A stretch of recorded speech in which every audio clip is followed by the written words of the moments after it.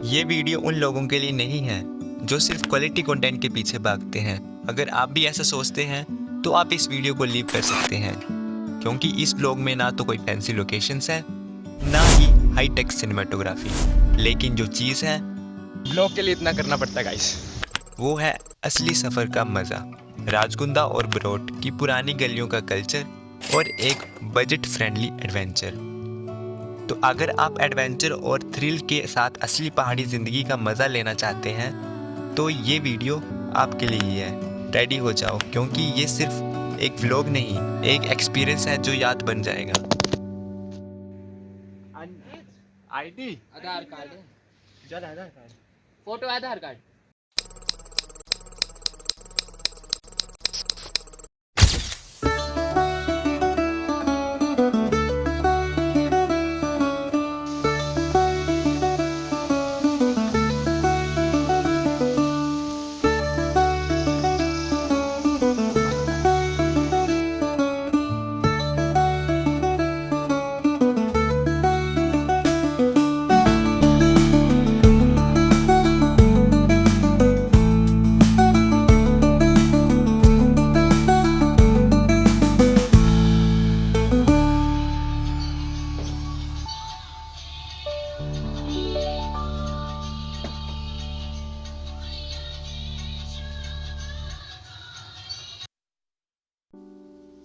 बरोट, जिसे हिमालय का छुपा खजाना कहा जाता है, यहाँ आते ही आपको मिलेगा एक सुखद और शांत वातावरण। इस गांव की कहानी पुरानी है, जहाँ की नदियाँ और पहाड़ियाँ आपको खुद से बातें करने पर मजबूर कर देती हैं।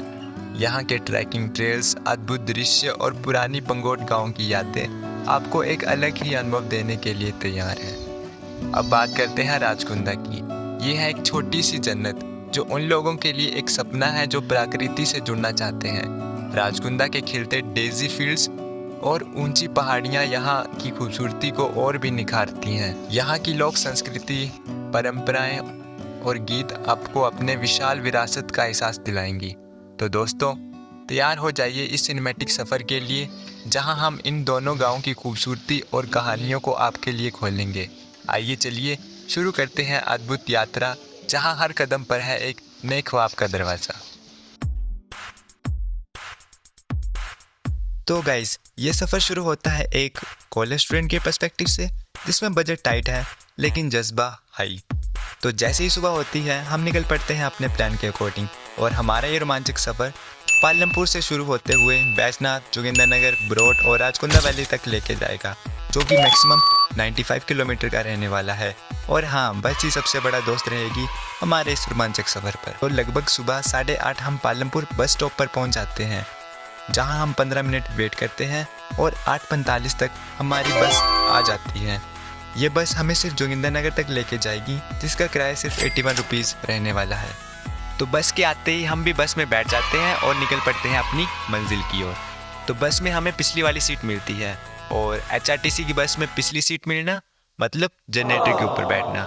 अगर आपने कभी HRTC की पिछली सीट में ट्रैवल किया होगा तो आप इस बात को अच्छी तरह जानते होंगे। लेकिन थोड़ी देर बाद बस की आगे की सीट खाली होती है और हम फटाफट ड्राइवर के सामने वाली सीट संभाल लेते हैं।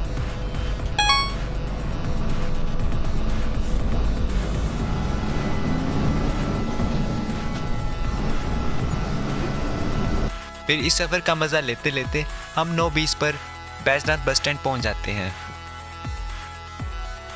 जहां 5 मिनट के लिए बस रुकती है और फिर निकल पड़ती है डायरेक्ट जोगिंदरनगर की ओर।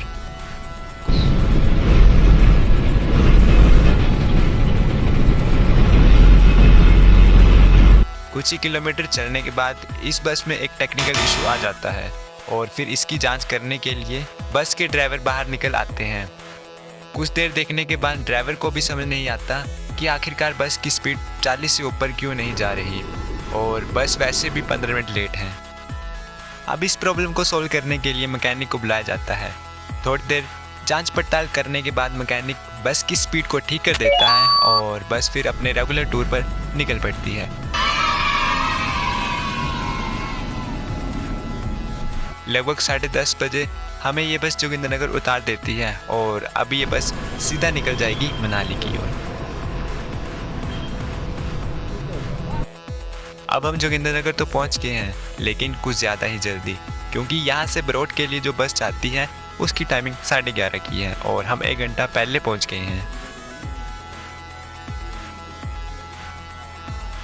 सो दोस्तों, अभी हम पहुंच चुके हैं जोगिंद्रनगर। आप मेरे पीछे देख सकते हो, ये जोगिंद्रनगर है और ये है रेलवे स्टेशन जोगिंद्रनगर का। वैसे तो हम बस स्टैंड उतरे थे, बट बस स्टैंड के थोड़ी सी 50 मीटर की दूरी पे ये रेलवे स्टेशन है। तो मैं सोचा यहाँ पे जाके शूट करता हूँ, क्योंकि यहाँ पे शोर भी बड़ा कम है और शांति है बिल्कुल ही। और जैसे कि आपने वीडियो में देखा कि कैसे हम पालमपुर से जोगिंद्रनगर बस में पहुँचे हैं और रास्ते में बस ख़राब हो गई थी गाइस। इससे 15-20 मिनट वहाँ लग गए और थोड़ी लेट हो गए हम। बट अभी बस यहाँ जाएगी 11:15 पे बरोट को, तो हम उसमें बैठेंगे। HRTC की बस है, सरकारी बस। हम बस स्टैंड जाएंगे, वहाँ पे बस लेंगे। बस है 11:15 पे। 11:15 पे यहाँ से निकलेंगे और वहाँ पे हम 2-3 बजे तक शायद पहुँच ही जाएंगे। तो अब हम अपना मतलब ब्रेकफास्ट करते हैं यहाँ पे बैठ के और फिर मिलते हैं आपको सीधा बस स्टैंड में। तो बस को जाने में अभी टाइम है, तो हमने सोचा क्यों ना इस शांत जगह पे बैठकर खाना खाया जाए। और भाई, धूप में बैठकर खाना खाने का अलग ही मज़ा है। खाना खाने के बाद हम वापस बस स्टैंड आ जाते हैं और बरोट को जाने वाली बस भी अपनी जगह पर लग जाती है।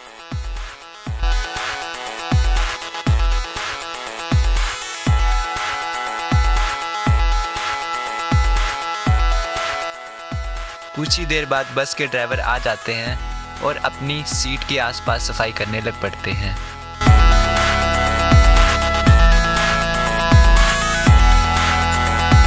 ग्यारह 33 पर हम निकल पड़ते हैं जोगिंद्रनगर से बरोट की ओर और इसका किराया है मात्र 90 रुपये। हम दोनों हैं तो हम दोनों का किराया 180 रुपये लगता है।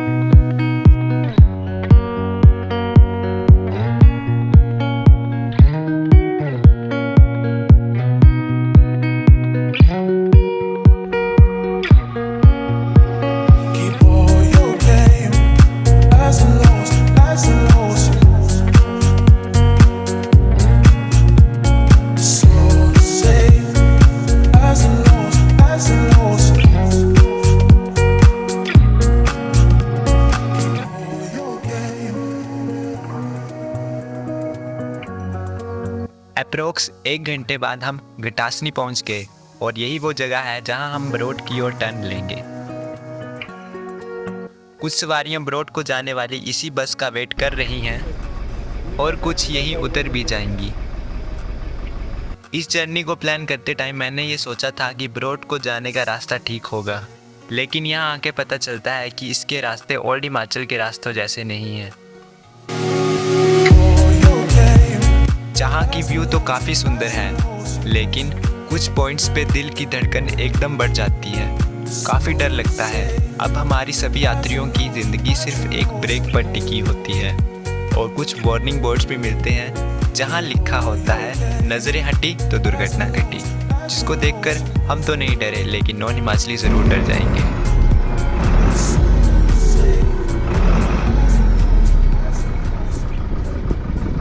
जैसे ही बस इन संकरी पहाड़ी सड़कों से गुजरती है, हम पहुंचते हैं टिक्कन गांव में।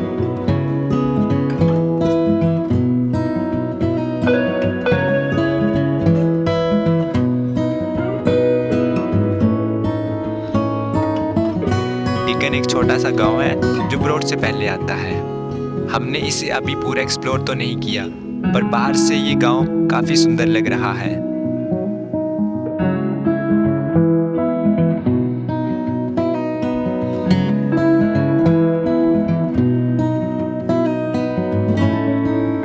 यहाँ पर भी बस कुछ सवारियों को उठाएगी और फिर बरोट के लिए मुड़ जाएगी।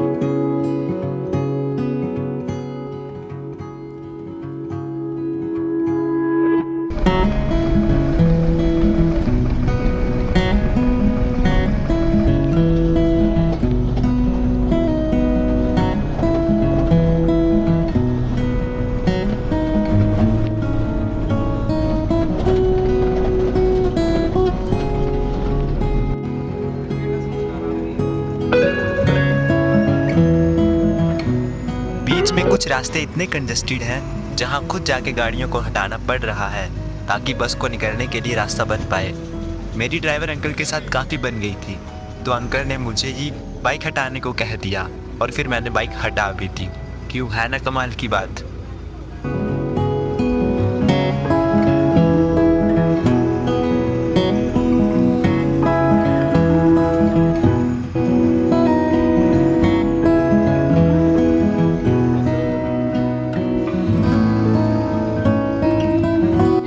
अप्रॉक्स 3:45 पर हमें इस बस ने बरोट पहुंचा दिया और अब ये बस वापस जोगिंदरनगर की ओर चली जाएगी।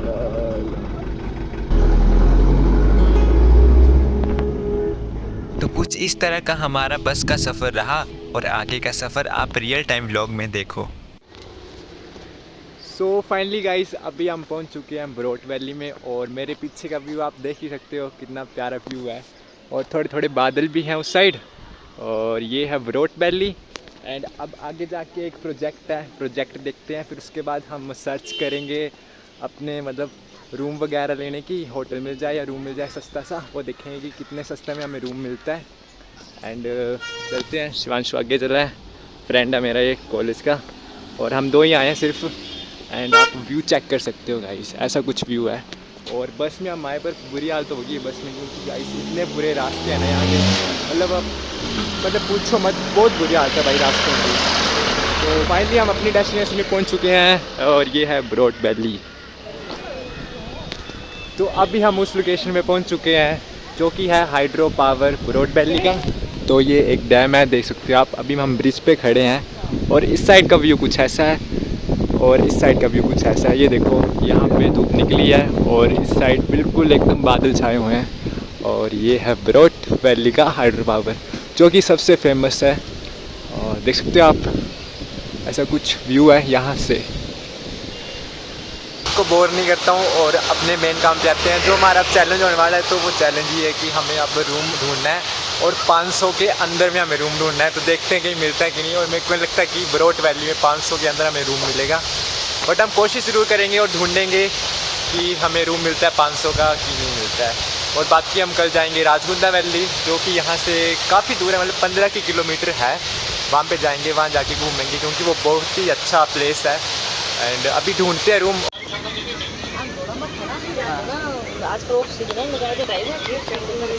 बड़े बड़े भी नहीं है। अच्छा, ये रूम ही है ना, मतलब रूम है बस। ठीक है। कितने का लगा फिर लेकर एक तो हमारी जेब भाई टाइट है, हम एक्चुअली कॉलेज स्टूडेंट है ना। हाँ तो 500 यार इससे देख रहे हैं, कहीं पूछ रहे हैं 500 में जायज लगा रहा हूँ। कब से कब तक पे? रात को स्टे ही सिर्फ? हाँ कल 12 बजे से पहले। कल 12 बजे से पहले? हाँ दिन चलो कोई नहीं, बताते हैं आपको। दिन के बारे में हाँ बताते हैं आपको, फिर आ जाएंगे। ठीक है।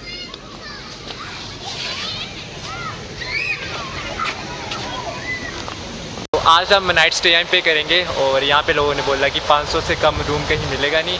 तो अभी हम ढूंढते हैं 500 से कम, देखते हैं, थोड़ा घूमते फिरते हैं। और अगर हमें 300-400 तक एक रात के लिए रूम मिल जाए तो हमारे 200 रुपये बच जाएंगे, बट मेरे को लगता मिल पाएगा, पर कोशिश करने में क्या जाता है, हम कोशिश ज़रूर करेंगे। एंड ये देखो गाइस, ये कितना अच्छा लैंडस्केप लग रहा है ना, मतलब दिल खुश हो गया मेरा यहाँ पे आके। ऐसा कुछ व्यू है, यहाँ से चेकआउट कर सकते हो आप। और इससे भी अच्छा व्यू है राजगुंदा वैली से, जो कि है यहाँ से 15 किलोमीटर दूरी पे है। तो मिलते हैं आपको थोड़ी देर बाद। Thank you. हाँ, साथ में जा रहे हैं। हम अंकल ने बोला कि रूम देखना है ना, तो अब अंकल ही करेंगे जो भी करेंगे रूम के लिए। कहाँ, पालमपुर से? हाँ पालमपुर से हम। वैसे तो घर हमारे कांगड़ा में है ना, बट हम एग्रीकल्चर यूनिवर्सिटी में पढ़ते हैं पालमपुर में। तो अभी छुट्टियाँ पड़ी तो हम सोचा घूम आते हैं आसपास। तो गाइस अभी हमें एक अंकल मिले, तो वो बीच साइड से थे, तो उनसे साथ हमारी थोड़ी बहुत बातचीत हुई। तो उन्होंने बोला कि हम भी रूम लेंगे यहाँ पे, तो साथ में ही वो थोड़ा बहुत लेस करवा देंगे। तो अच्छी बात है हमारे लिए, क्योंकि हमें सस्ते में रूम मिल रहा है और हम इसी चीज़ का वेट कर रहे थे कि हमें सस्ते में रूम मिल जाए, और ऐसे ही हुआ। अब वहाँ जाके अंकल बात करेंगे और हमें भी अगर रूम मिल जाता है सस्ते में तो बहुत बढ़िया बात है, बाकी नहीं मिलता है तो फिर देखते हैं कहीं। वैसे हम ले ही लेना, क्योंकि अब इतना टाइम है नहीं हमारे पास, तो हम जल्दी जल्दी बैग रखेंगे। बैग रखने के बाद हम सीधा चले जाएंगे घूमने, आसपास के विलेज कवर करेंगे। मतलब एक तो पीछे वाटरफॉल था, वो हमारा छूट गया क्योंकि हमें रास्ते का पता नहीं लगा। हमने सोचा कि बस से उतरेंगे पीछे ही, बट वो हमें रास्ते का पता नहीं लगा, हम सीधे बरोट में आके उतरे फिर, तो वो मिस हो गया। और अब हम 3 किलोमीटर वो नीचे, 3 या 4 किलोमीटर, तो वहाँ पे जा भी नहीं सकते। कब जाएंगे, कब वापस आएंगे, तो वो इशू हो जाएगा। और बाकी अब देखते हैं रूम मिलता है, कैसा रूम होता है कैसा नहीं। एंड चलिए फिर मिलते हैं आपको रूम ढूंढते टाइम या रूम लेते टाइम। तो ये गाड़ी गई, ये थे अंकल, तो ये गाड़ी अब आगे लगाएंगे और आगे एक रूम है साइड में, वहाँ पे पता करेंगे कि कितने का रूम हमें देते हैं वो। तो चलिए आपको लेके चलते हैं अब। भी ब्रोड घूमना आया ब्रोड तू भी? तेरे घर तो लोकल ही होंगे। बता दे आधा रास्ता के रूम वगैरह दिखा दे हमें भी। तो ये होटल है, तो ये अंकल थे, अंकल ने हमें बताया इस होटल के बारे में। और ये हमारे भाई हैं, तो ये बताएंगे अब रूम्स कैसे हैं यहाँ के। प्रोटीन फैमिली रेस्टोरेंट है एक। चलते हैं अब, देखते हैं कैसा मिलता है। हाँ जी अंकल जी, देख लेते हैं। ओके, धन्यवाद अंकल जी।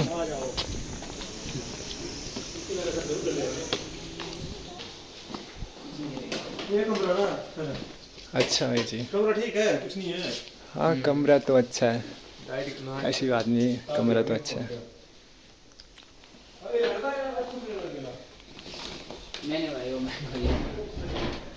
उस साइड भी है रूम्स, देख लेते हैं। आजा, देखने में क्या जाता है। देख लो, कुछ नहीं है। बात करते हैं। तो गाइस रूम तो काफ़ी सुंदर है, बट इसका रेंट और बैक साइड का रेंट थोड़ा बहुत फ़र्क होगा। तो ये हमें बता रहे हैं कि यहाँ से हमें मिलेंगे नहीं, इस रूम का हमें 800 देना पड़ेगा और उस रूम का हमें 600 तक देना पड़ेगा। और अभी ये न्यूली बिल्ट है, नया ही बना है।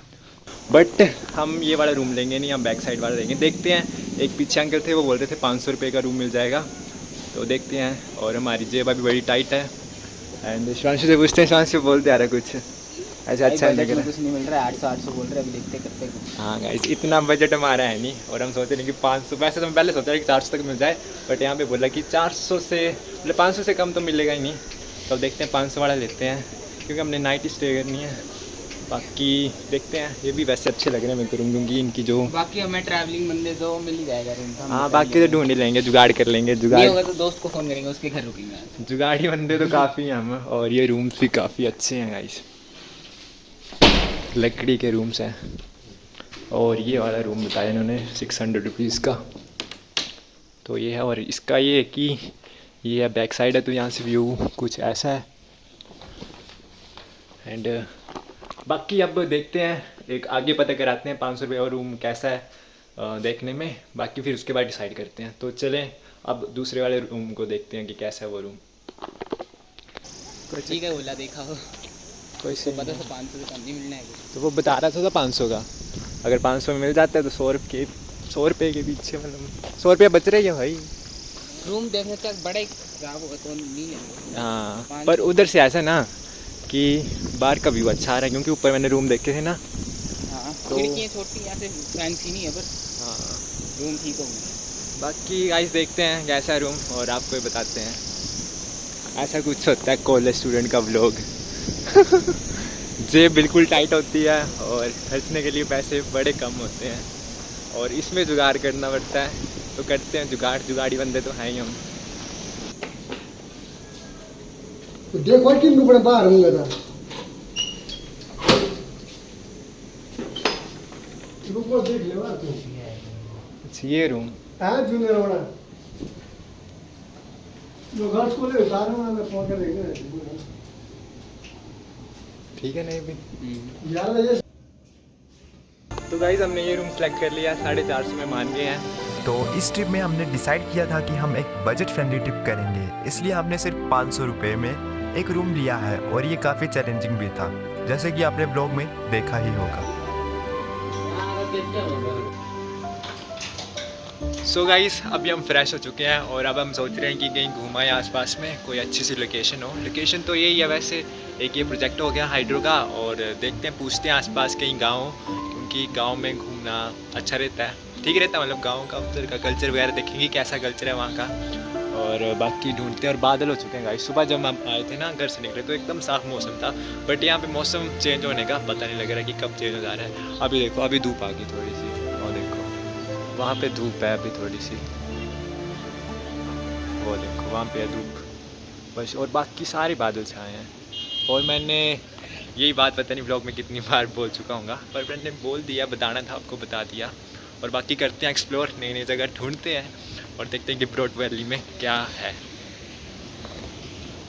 अब हमें रास्ते में एक पुरानी दुकान दिखती है, जहाँ से गर्मा गर्म समोसे और मटरियों की खुशबू आ रही है। ये दुकान वहाँ के लोकल कल्चर को रिफ्लेक्ट करती है। वहाँ के बुजुर्ग यहाँ आपस में बातें कर रहे होते हैं। ये देखकर बहुत अच्छा लग रहा है कि किस तरह वहाँ के लोग आपस में जुड़े हुए हैं।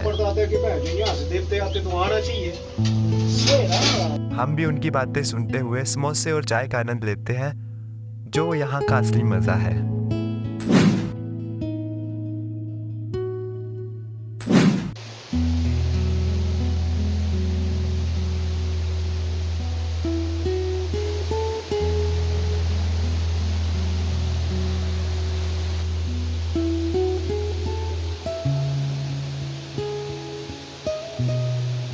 सो गाइस ऐसी कुछ लोकेशन है ये। तो यहाँ पे डैम है और इस लोकेशन को हम छोड़ रहे हैं और हम सोच रहे हैं कि यहाँ पे अगर फ़ोटोज़ वगैरह लेने में टाइम वेस्ट हो गया तो हम ऊपर वाला गाँव नहीं घूम पाएंगे। तो अभी वहीं जा रहे हैं। तो जैसे फुर्ती मारते हैं और फुर्ती मार के निकलते हैं ऊपर की और ऊपर घूमते हैं, क्योंकि हमारे पास टाइम है बड़ा कम। वैसे 4 बज चुके हैं और 6 बजे तो अंधेरा हो जाता है। उसके बाद कैमरा की क्वालिटी भी बिगड़ जाएगी, तो आपको मैं अच्छा व्यू नहीं दिखा पाऊँगा।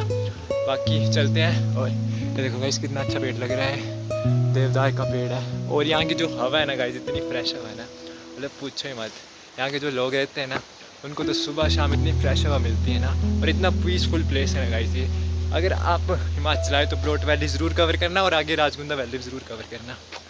और ये प्रोजेक्ट है, शानन प्रोजेक्ट है, जो कि एक इंजीनियर था, उसने इसको बनाया था कि पता नहीं क्या किया। कुछ भी उससे रिलेटेड आप यूट्यूब में सर्च कर लेना, उसके रिलेटेड भी कोई इसकी कहानी पता नहीं है, बट इतना पता कि एक इंजीनियर था और वो इंजीनियर था फॉरेनर, तो उसने यहाँ पे ये प्रोजेक्ट बनवाया था। तो ये है, बाकी देख सकते हो आप। बाकी अब हम चलते हैं और दौड़ने के बाद सीधा पहुँचते हैं ऊपर, जो कि है एक गाँव। तो चलें फिर चलते हैं। तो भाई हम रोड से एक लोकल गांव की तरफ निकल चुके हैं, पर एक छोटी सी प्रॉब्लम है, हमें रास्ता बिल्कुल भी नहीं पता। हाँ सीरियसली, अब ना कोई बोर्ड ना कोई जीपीएस, बस हम और हमारा अंदाजा।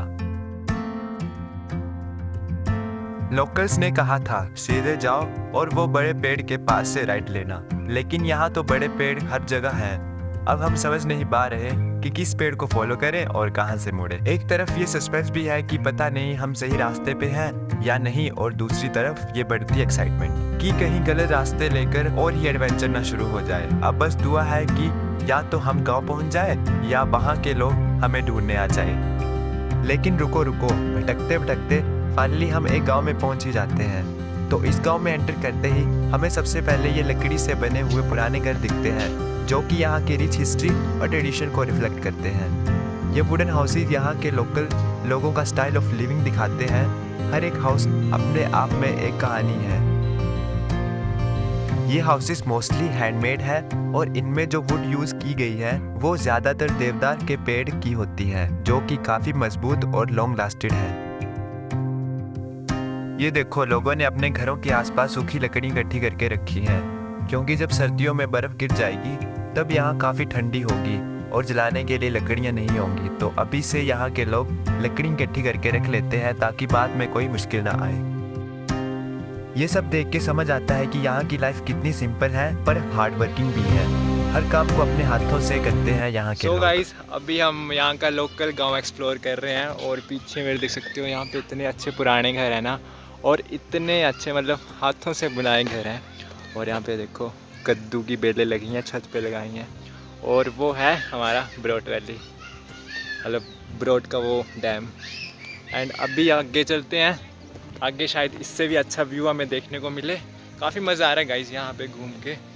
और बाकी देखते हैं, और वो आगे भी लग रहा है मेरे को पुराना घर है। तो चलते हैं।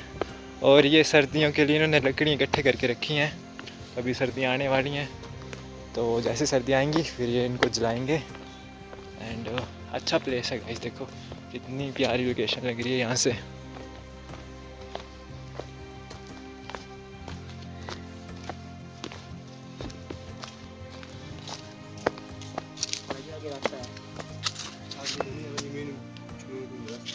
अच्छा ज़मीन नहीं आगे, चल ज़मीन दिखाते हैं। कोई सीनी ज़मीनें देख लेंगे, कितनी ज़मीन है ब्रोट के लोगों के पास। वो कमरा देखा था। ओ भाई गाइस ये देखो, जूम करके देखो भाई, यहाँ पे बैठ के चाय पीने का मज़ा या कॉफ़ी पीने का मज़ा ना लग गया होगा। बस ये जो शांति और सिंप्लिसिटी यहाँ है वो काफ़ी रिफ्रेशिंग है। एक टाइम के लिए मेरा मन यहीं बस जाने को हो गया था। आपको कैसा लग रहा है ये विलेज? अगर आपको ये वाइब्स अच्छी लग रही है तो कमेंट करके ज़रूर बताना। तो इसके बाद हम पहुंचते हैं ट्राउट फिश फार्म में। अगर आप ब्रॉड वैली आए हैं और अगर आपने यहाँ आकर फिश फार्म नहीं देखा तो आप इस जगह की सबसे बड़ी चीज़ मिस कर रहे हैं। सो गाइस वो देखो ट्राउट फिश ऊपर आ गई है, बस यही दिखाई दे रही है, बाकी तो नहीं दिखाई दे रही हैं। तो यहाँ की फेमस मछली है ट्राउट फिश, सिर्फ यहीं पे ठंडे पानी की मछली है और इसमें जो न्यूट्रिशन कंटेंट होता है ना इतना ज़्यादा होता है ना गाइस, मतलब न्यूट्रिशन से भरी होती हैं ये मछलियाँ। और ये आम नहीं मिलती हैं, सिर्फ यहीं मिलती हैं ट्राउट फार्म में। तो देख सकते हो आप, पाला जाता है, इनको यहीं पे पाला जाता है, मतलब कुछ भी बोलो, यहाँ पे इनको ग्रो किया जाता है, फिर उसके बाद इनको बेचा जाता है। तो ये है ट्राउट फिश और फेमस बात यही है यहाँ की कि ट्राउट फिश है और दूर दूर तक जाती है यहाँ की ट्राउट फिश। तो यहाँ पे इन मछलियों को ग्रो किया जाता है और काफ़ी मात्रा में, मतलब हाई अमाउंट में इनको यहाँ पे ग्रो किया जाता है। तो एक इसी लाइन में कोई मेरे हिसाब से 1000 से ज़्यादा मछलियाँ होंगी इसमें। और शाम हो चुकी है अब, तो अब हम सोच रहे हैं ये भी देख लिया, ऊपर गांव भी देख लिया, ट्राउट फिश फार्म भी देख लिया, आगे तक भी घुमाए और अब सोच रहे हैं कि अब खाने का देखते हैं, ढाबे में कुछ डिनर वगैरह भी करना हमें। तो देखते हैं कम से कम पैसे में हमें क्या कुछ मिलता है क्या नहीं मिलता है, देखते हैं जो भी है। बाकी रूम में चलते हैं। और गाइस थक चुका हूँ और रात को नींद इतनी जल्दी पड़ जानी है ना, मतलब आप पूछो ही मत, इतना ज़्यादा थक चुके हैं हम। तो चलते हैं अब और रूम में ही मिलता हूँ क्योंकि बैटरी भी लो चुकी है। तो ये था हमारा आज का दिन ब्रॉड वैली में। लेकिन रुक जाओ, कहानी अभी ख़त्म नहीं हुई है। कल सुबह हम निकलने वाले हैं राजकुंदा के लिए। अब ये राजकुंदा क्या है, कहाँ है, कैसे है, मैं बस इतना कह सकता हूँ, जो आपने सोचा था वो सब गलत होगा। ये ट्रिप कुछ और ही होगा। नेचर, एडवेंचर और सरप्राइजेस ऐसे मिलेंगे जो आपने सोचा भी नहीं होगा। लेकिन ये सब बताऊंगा नहीं, आपको देखना पड़ेगा। कुछ ऐसे मोमेंट्स हैं जो मैं आपको बता के स्पॉइल नहीं करना चाहता। क्या हमें कोई चैलेंज मिलेगा, क्या कुछ अनएक्सपेक्टेड होगा, ये सब आपको अगले एपिसोड में ही देखने को मिलेगा। आपको लगता है ये ब्लॉग इंटरेस्टिंग था? कल जो होने वाला है उसके लिए अपनी सीट बेल्ट बांध लो। तो मिलते हैं अगले एपिसोड में एक धमाकेदार ब्लॉग के साथ। और हाँ, वेट जरूर करना क्योंकि ये ट्रिप कुछ अलग ही होगा।